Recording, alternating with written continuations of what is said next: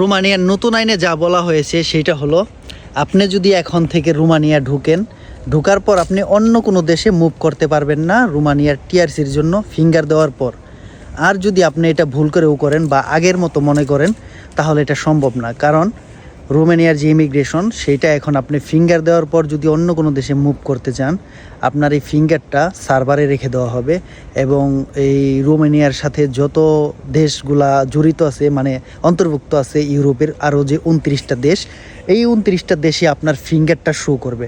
আপনি যখন অন্য দেশে গিয়ে একটা অ্যাপ্লাই করবেন কাগজের জন্য বা কিছু একটা করবেন, তখন আপনি সরাসরি ধরা খেয়ে যাবেন যে আপনি কোন দেশ থেকে আসছেন, এবং রোমানিয়া থেকে যে গেছেন ফিঙ্গার দিয়ে এটা শো করবে। এবং আপনার পরিণতি হবে শেষমেশ হয়তো আপনাকে বাংলাদেশ পাঠিয়ে দেওয়া হবে বা আপনার বাধ্য হয়ে বাংলাদেশ চলে যেতে হবে। এছাড়া আপনি বৈধ হওয়ার কোনো সুযোগ নেই বা ভালো কোনো লক্ষণ নেই।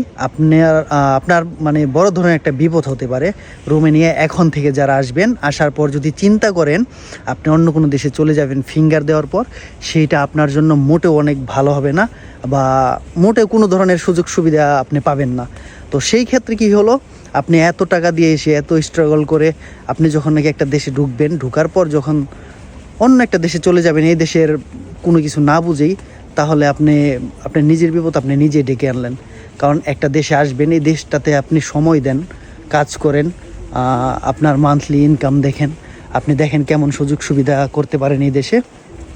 যদি দেখেন যে বা মনে করেন যে না, এটা আমার জন্য ভালো বা ঠিক আছে, তাহলে থেকে যান এইখানে। আর একটা দেশে যখন আপনি দেখবেন অনেক সময় দিবেন বা কিছু সময় পর্যন্ত থাকবেন, তখন এমনিতে একটা লাইন হয়ে যাবে বা একটা রাস্তা বের হয়ে যাবে আপনার।